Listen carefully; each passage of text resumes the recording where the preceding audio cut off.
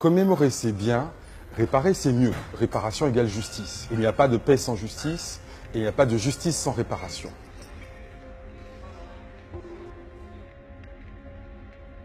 C'est une date très importante. Elle commémore la révolution haïtienne. Les esclaves ont décidé d'en finir avec ce crime contre l'humanité. Et c'est le début d'une insurrection qui est un événement international.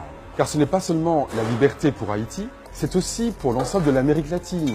Ensuite, en Asie, Ho Chi Minh, par exemple, a toujours dit que son repère, c'était Toussaint Louverture, qui est l'un des leaders de la révolution haïtienne.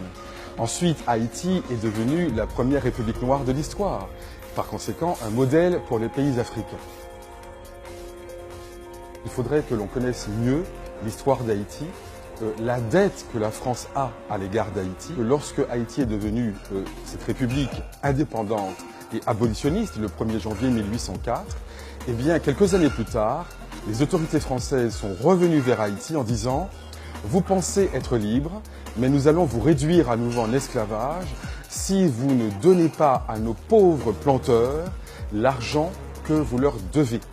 Car leur bien, c'était vous. » Et donc la France a extorqué au peuple haïtien l'équivalent de 21 milliards de dollars et Haïti a dû payer cette somme à la France de 1825 à 1946.